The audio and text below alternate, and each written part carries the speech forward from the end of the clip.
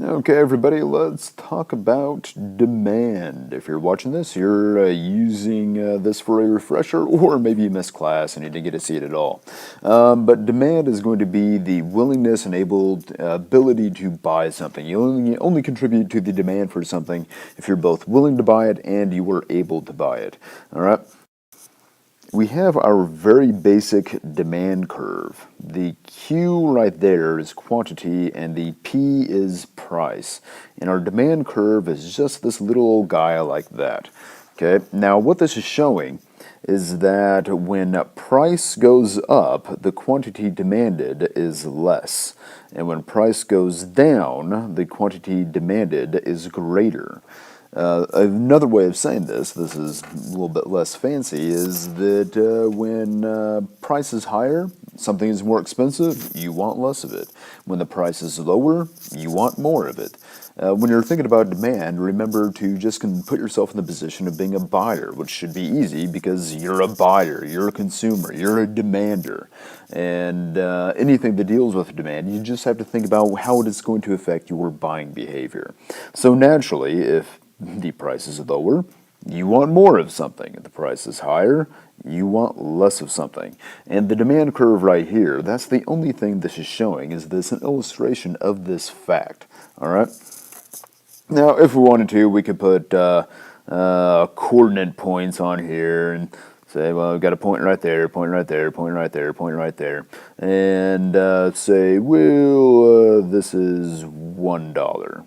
We could dot it out. Oh, that's a terrible line. Let's back that up. Here, we're just going to erase. Erase. Erase. Terrible dotting. Shameful dotting. There we go. All right. But let's say there, $1. We'll just dot this over to that guy, and then it goes down like that, and then we could say this is $2. Dot it out here, down like that. Okay, well, what quantity is this? Let's say that this is going to be 10, and this one over here is 9. Okay, so we just have coordinate points if we really wanted to. We said this was P, this is Q. All right, when the price was $1, we wanted 10. When the price was $2, we only wanted 9. All right, so $1, dot it over, we wanted 10. When it was $2, thought it over, we wanted 9. So this is just coordinate points over here. This is the X, this is the Y for the points on the line. So if we were to dot out all these points, if we went on down the line, connected them all, then we get this demand curve. This is why it's shaped the way that it is. Now, if we say demand curve, Q, price. Now, if all we do is change the price of the product, let's say that we go from $1 to $5. Well, what happens? If all we do is change the price of the product, the only thing that we do is we go from this point right here to this point up here. You'll notice the line itself has not shifted at all. The line stays exactly where it is. What we call this is a change in the quantity demanded. Demand has not changed because the line has not changed. You are still willing to buy the same numbers at the same prices as what you did before. All right? So the line hasn't gone anywhere, right where it is. The only thing we've done is we've gone from this point, moved along the line, and resulted in this point up here. We say this is a change in quantity demanded, all right? The only time that we say that demand has changed or shifted is going to be if the entire line has moved. So here we start off with our beginning demand curve. Oh, let's say this is the market for, I don't know, let's say breath mints. Mints. Because who doesn't like minty fresh breath? Now let's say for whatever reason, there's a sudden preference for wintergreen breath. That's whatever the case is. People just love wintergreen breath mint. Well, if that's going to be the case, what's going to happen to the demand for breath mints? Well, it's going to increase. And if it's going to increase, then we wind up having a new line that shifts out here. Okay, we call this a shift to the right. And when we say that it's increased, what we have is, let's say this is the price of breath mints at $2 a box. Okay, on that first demand curve, people wanted 10 per week. On the new demand curve, dotted down, people want 20 per week.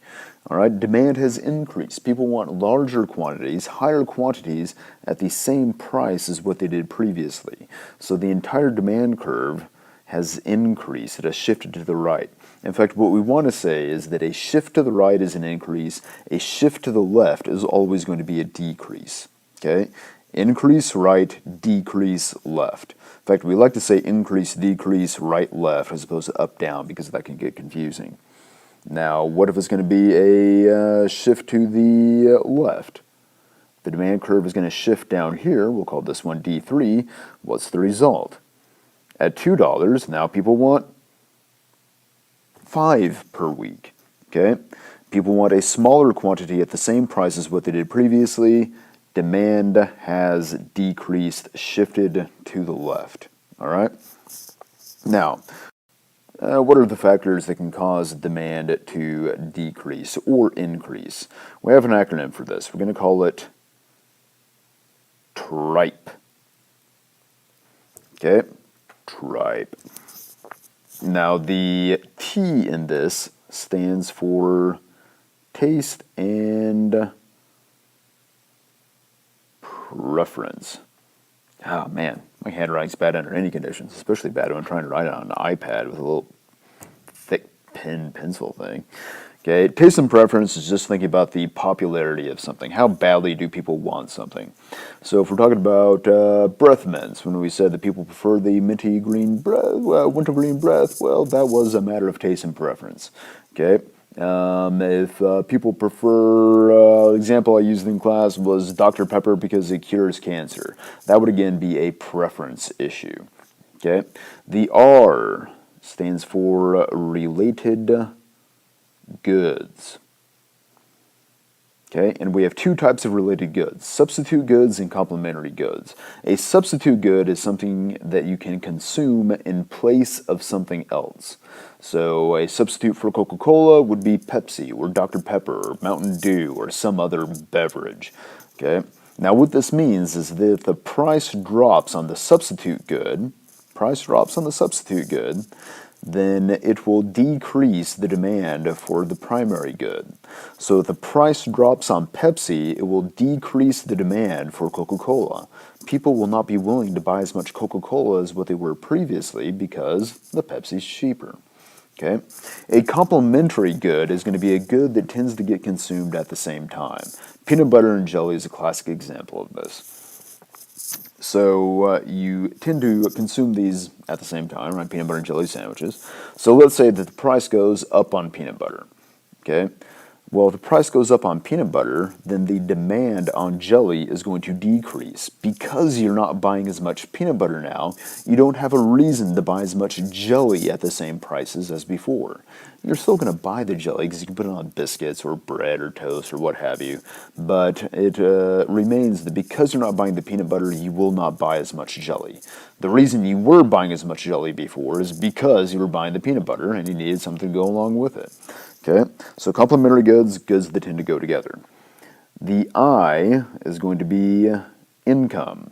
So the amount of money that you are making.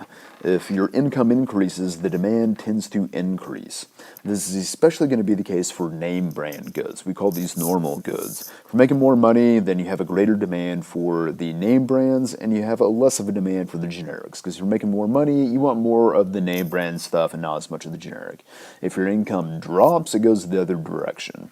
You want less of the name brand and you have a greater demand for the generics.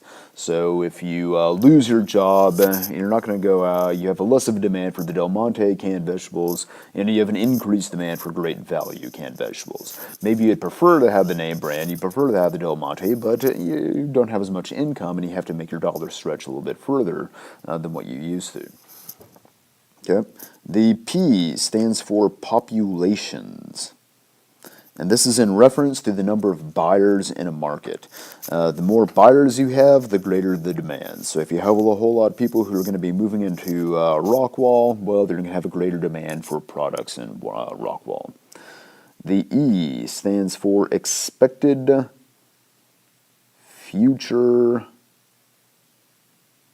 prices. Woo, put that S down there. Okay, expected future prices. And what this means is that what happens to your demand right now can be determined by what you think the prices of something are going to be in the future. The classic example of this is gas. If you expect the price on gas to be $1 per gallon more next week, then your demand for gas right now is going to increase. You want to buy the gas now before the price goes up next week. And conversely, if you expect the price of gas to be lower next week, then your demand for gas right now is going to decrease. You don't want to buy the gas now because you want to wait for it to be cheaper next week instead. Okay? So, quick review here. If we modify any one of these 5, then we're going to change demand. Demand is going to shift to the right or left. If we don't change any one of these 5, demand is not going to shift. It is going to stay right where it is. If the only thing we do is change the price of the product, then demand does not change for that product. We would say the quantity demanded has changed. All right? Now pay attention, because if we get a situation where the price has changed, make sure you're looking at what demand we're talking about. Because for the related goods, substitute and complementary, we could change the price of one good and it will have an effect on the demand for some other good. All right? So if we, complementary goods, we raise the price on peanut butter, the demand for peanut butter will not change. You'll change the quantity demanded for peanut butter, but you will change the demand for jelly. All right? So the line for peanut butter will not move. The line for jelly will, however, move. Okay? If you've got questions about this, let me know. This is just a quick overview. It's something we've already covered in class. And if you happen to miss this in class, you were an unfortunate individual who wasn't able to be there, then you got this to work with. Okay?